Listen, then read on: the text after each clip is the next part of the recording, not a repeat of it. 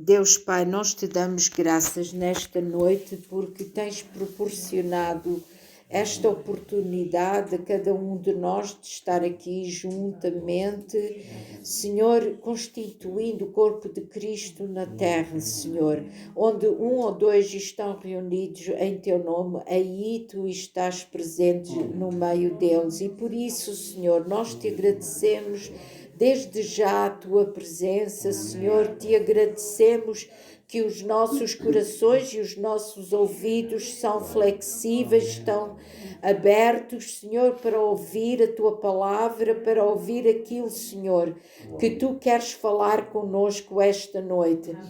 Vem, Senhor, abrir a nossa alma, que a nossa alma seja frutífera ao receber a tua palavra. Em nome de Jesus eu peço isto e te agradeço. Amém. A palavra que eu sempre trarei não é para ser muito longa, porque o culto familiar não é para demorar muito tempo. A ideia é sempre tentar o máximo 1h15 e deixar um tempinho de 10 minutos para as pessoas conviverem, para nunca passar da 1h30. Portanto, eu vou tirar o relógio, estou a ver que agora são 8h10, e quero apenas compartilhar alguns pensamentos, e desses pensamentos vamos partir daí para... Já estamos a edificar para aquilo que vamos edificar semana após semana. E começo a partir de Mateus 25, não é? Que é algo que hoje se está a ler muito em todo o mundo, Mateus 25, e quero dizer que antes de Mateus 25 vem o Mateus 24, todos sabem disso, não é? Mas Mateus 25 é a resposta de uma pergunta que os discípulos fazem a Jesus em Mateus 24. E eu vou ler então a pergunta que eles fazem a Jesus em Mateus 24, e eles fazem esta pergunta por causa de uma conversa que estavam a ter com Jesus. E eu não vou entrar nos pormenores dessa conversa, porque senão era uma longa aula, não é? Mas eles perguntam a Jesus no versículo 3, diz-nos quando serão estas coisas e que sinal haverá da tua vinda e do fim do mundo. Portanto, estas coisas foi a conversa que eles estavam a ter anteriormente, e quando eles lhe perguntam, porque aquilo que ele diz que ia acontecer era calamitoso, e então, quando é que isto vai acontecer? E qual é o sinal da tua vinda? Vamos ver que a pergunta que eles fazem a Jesus é no contexto de ser judeu. Eles entendem que tudo isto que é calamitoso, que vai acontecer, é porque vai findar o reino dos homens na terra e o reino do Messias começará. Por isso eles têm inteligência para ouvir tudo o que Jesus diz e saírem-se com esta pergunta. Nós que não estamos apercebidos do entendimento que eles já tinham, talvez, tal como a tradução vem na maior parte das línguas, qual é o fim do mundo? Quando que no original do grego, e agora já em algumas traduções mais modernas, já não diz o fim do mundo, mas diz o fim da era. O que quer dizer que quando é que estas calamidades, ou quando será que a calamidade do fim do reino dos homens, quando é que isso vai acontecer? Quando é o fim dessa era, porque entendiam eles que esse é o princípio da era do Messias. E qual é o sinal?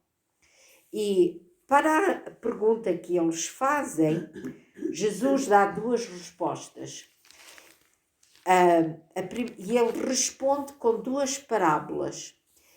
A primeira parábola, eu não vou falar sobre ela agora, mas a segunda começa no capítulo 25. E é a parábola intitulada das 10 virgens. E eu quero partilhar convosco uma perspectiva diferente de entender a parábola, que para nós que já estamos na igreja há muito tempo, há tendência de a parábola das 10 virgens, enquanto a pessoa está a falar, já nós sabemos, e o ponto a seguir e o ponto a seguir já lemos. Quer dizer, a palavra de Deus tem coisas novas para nós todos os dias. Então eu vou lendo e explicando certas coisas que Deus realçou comigo enquanto eu preparava-me, não é? Diz assim, então, lembrando que Jesus está a responder à pergunta e usa a parábola, a segunda parábola para responder à pergunta, diz ele, então, o reino dos céus será semelhante a 10 virgens que, tomando as suas lâmpadas, saíram ao encontro do esposo, e 5 delas eram prudentes e 5 loucas. As loucas, tomando as suas lâmpadas, não levaram azeite consigo, mas as prudentes levaram azeite em suas vasilhas com as suas lâmpadas. E tardando o esposo, e tardando o noivo, ok? É aqui que há uma pequena confusão, porque pensamos que as 10 virgens são as 10 que se vão casar com o noivo, ok? Não é o caso. Isto é uma parábola. As parábolas não são um fundamento de doutrina, são um exemplo para ilustrar um elemento da verdade. Então, no original não diz esposo, diz noivo, mas a tradução passa a ter outro... Quando as pessoas entendem que o noivo é um esposo e que as virgens é as que estão preparadas para ele, não, é natural que em vez de noivo se escreva esposo, mas não é o caso. E tardando o noivo, vamos lá pondo uma tradução mais modernizada. Tosquenejaram todas e adormeceram. Notemos que isto é uma condição que acontece a todas as 10. Falando em termos da cultura hebraica, porquê que o que se passava ali é que o noivo, quando ele esposava a noiva, ele voltava para a casa do pai e só quando o pai dissesse ao noivo, tu agora estás preparado e está na hora de ires buscar a noiva, então o filho podia ir buscar a noiva. E ao longo do caminho era o cortejo do noivo que ia buscar a noiva. As 10 virgens desta parábola fazem parte do cortejo. Hoje em dia chamaríamos a ela a dama do honor, as caudatárias, estão a ver o cortejo do casamento. E neste caso, estas 10 virgens fazem parte do cortejo e todas adormecem. Ora, quem faz parte do cortejo, quem é a dama de honra, a caudatária, isto, tem um trabalho para fazer no casamento, não tem? Vejamos que o noivo está a demorar e o sono chega a todas. Em seguida, mas à meia-noite, ouviu-se um clamor. Aí vem o noivo, saí-lhe ao encontro. Para já, meia-noite é uma hora muito inoportuna, inesperada, inoportuna. E agora se ouve esse grito, aí vem o noivo, saí-lhe ao encontro. Esta frase, saí-lhe ao encontro, eu vou explicar um pouquinho mais sobre o que a palavra encontro quer dizer. Então todas aquelas virgens se levantaram e prepararam as suas lâmpadas. E as loucas disseram às prudentes, dai-nos do vosso azeite, porque as nossas lâmpadas se apagam.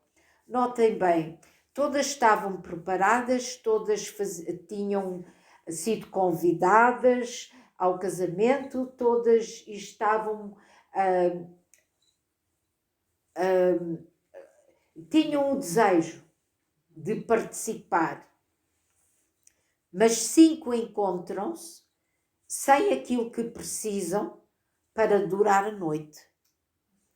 E nisto também já há metáfora, diz-se isso em português, quer dizer, há aqui um exemplo, há aqui qualquer coisa que Jesus está a dizer, que na altura da noite dos povos, há de chegar, a Bíblia diz que trabalhemos enquanto é dia, porque a noite chega em quem não pode trabalhar. Portanto, nós estamos a ver que para durar a noite toda é necessário ter aquilo, a nossa provisão. Mas as prudentes responderam dizendo, não seja caso que nos falte a nós e a vós, ide antes aos que vendem e comprai-o para vós. E podemos dizer, isto não é grande companheirismo, não é? Mas a verdade é que à meia-noite as lojas não estão abertas. E entende-se aqui, e aqui Jesus está a realçar um princípio que vem de Isaías 55. E no domingo eu já toquei lá, onde eu até vou ler o que o profeta Isaías diz no capítulo 55 e no versículo 1.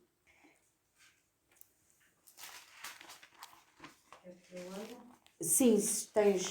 Ó vós todos os que tendes sede, vindo às águas, e os que não tendes dinheiro, vindo, comprai e comei. Sim, vindo e comprai sem dinheiro e sem preço, vinho e leite.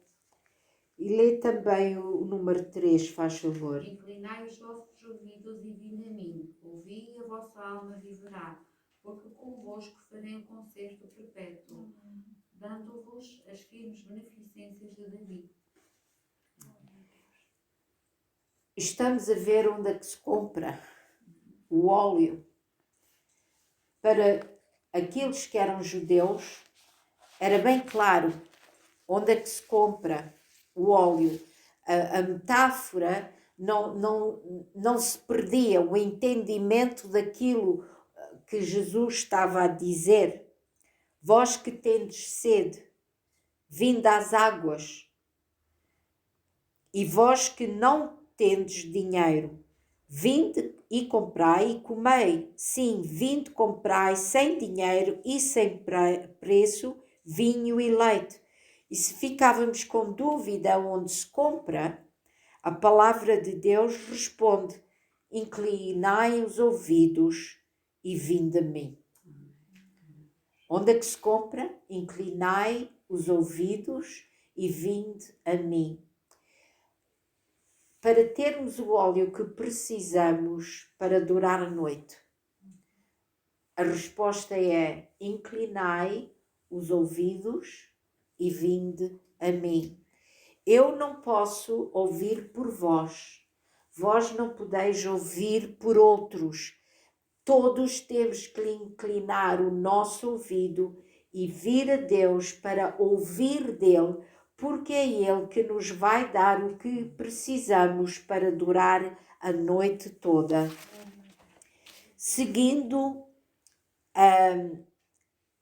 no versículo onde diz assim, 10, e tendo elas ido comprá-lo, chegou o noivo, e as que estavam preparadas entraram com ele para as bodas e fechou-se a porta. E depois chegaram também as outras virgens, dizendo, Senhor, Senhor, abre-nos a porta. E ele respondeu e disse, em verdade vos digo que vos não conheço.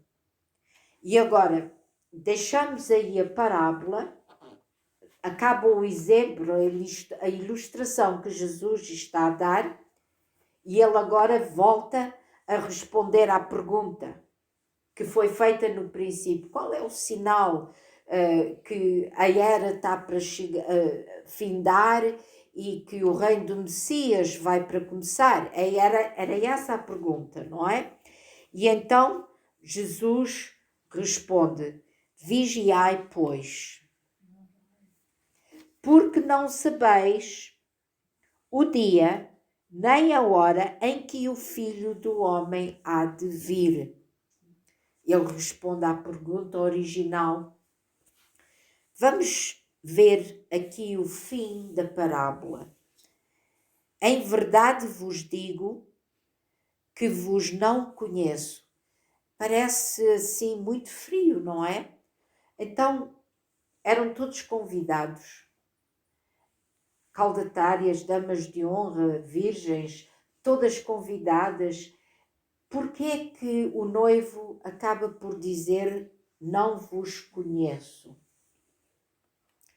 A chave dessa pergunta está que na hora em que o cortejo foi desperto do sono, houve um mandado, houve um alerta, houve um comando que se deu. E o comando foi este. Aí vem o noivo, saí-lhe ao encontro.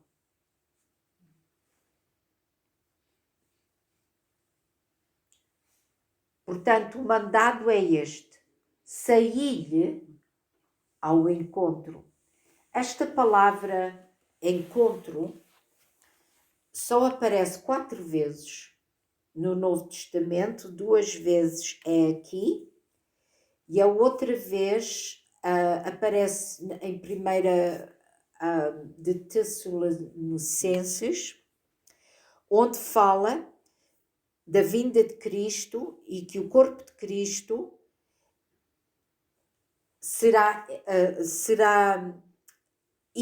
irá de encontro a ele. Eu vou ler em português porque nem sempre tenho as palavras, não me vêm logo à mente em português. Vamos lá ler em 1 Tessalonicenses, no capítulo 4,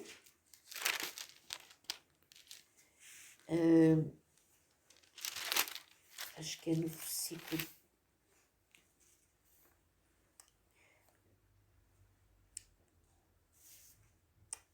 16, começa assim, porque o mesmo Senhor descerá do céu com alarido. Estão a ver, aqui há um paralelo, e com voz de arcanjo, e com a trombeta de Deus, e os que morreram em Cristo ressuscitarão primeiro, depois nós, os que ficamos vivos, seremos arrebatados juntamente com ele nas nuvens a encontrar.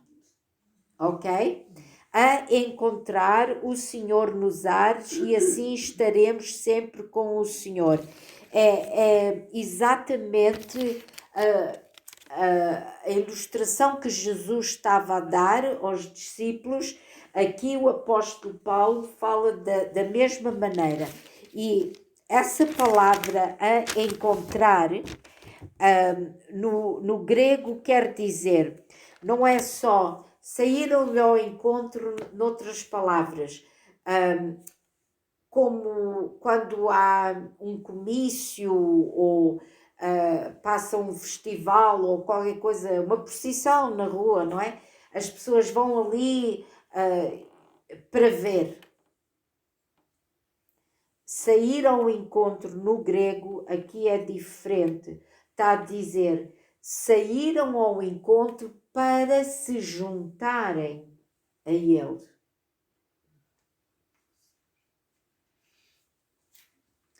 Por isso a parábola diz sair ao encontro. Ora, vejam bem, todas as 10 receberam o mandado de lhe sair ao encontro, 5 se viram sem o que precisavam para a provisão de durar a noite inteira. Não tinham o que era necessário e tiveram que largar o cortejo. Isto é uma coisa gravíssima, porque quer elas tivessem querido isso ou não, a realidade foi que saíram do cortejo. Há muitos que não estão apercebidos o que quer dizer sair do cortejo. É separar-se, porque se é o encontro para se ajuntar a Deus, é aqueles que, com os afazeres da vida, com o grande anoitecer, com aquilo que se está a passar no mundo, em vez de se aproximarem mais de Deus, se afastam mais. É esse o grande aviso. E quando Jesus disse, vigiai, pois, o que é que ele está a dizer? Quando a hora está a começar a ficar de grande aperto, é a hora de vigiar, é a hora de ficar preparado, é a hora de estar alerta, não é a hora de estar a dormir. Ainda em 1 Tessalonicenses, no capítulo 5 e no versículo 14, vamos ler o nosso último pensamento, não é? Desta noite.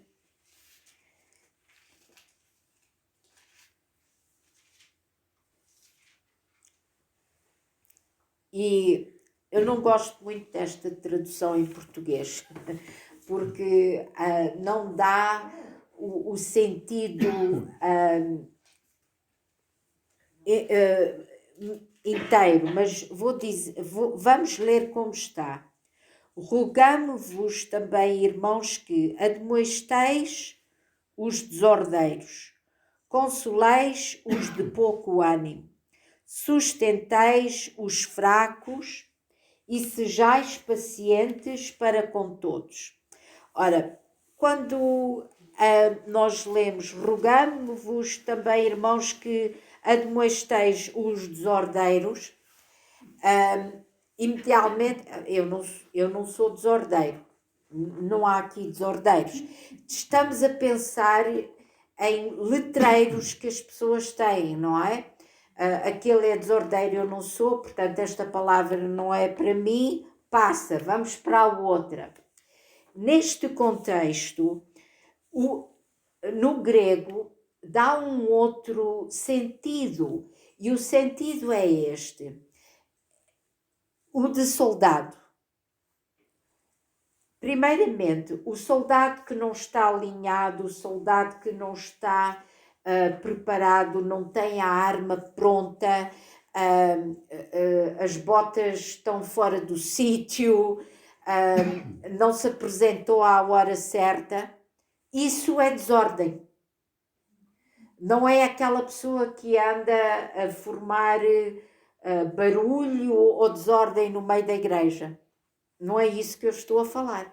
O desordeiro, neste contexto, é o soldado que não está alerta, é o soldado que não está preparado, é o soldado que não está ativo no trabalho de defesa, no trabalho de ataque.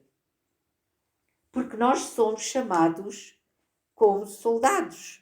E eu já falei isso no domingo, não é? E podemos voltar a ler o versículo onde ele diz: amados irmãos, vamos sofrer como soldados de Cristo. Porque há coisas que se sofrem por sermos soldados, não é? E se há coisas que nos atrapalham e nos põem em desordem, porque agora ficamos atrapalhados, não é? Às vezes há desentendimento entre soldado, não gostam de quem lhe deu a ordem, não é? Acontecem coisas e o soldado tem que se pôr na linha, não obstante as situações ou circunstâncias. Portanto, na tradução que eu mais gosto, até usa esta expressão: tome cada um a sua posição na batalha. Isso é ordem. Ok? Portanto, a nossa postura, a nossa atitude, daquilo que estarmos vestidos com o capacete da salvação, com toda a vestidura e a couraça da fé, tudo aquilo que nos é dado para fazer. Isso é estar posicionado na batalha.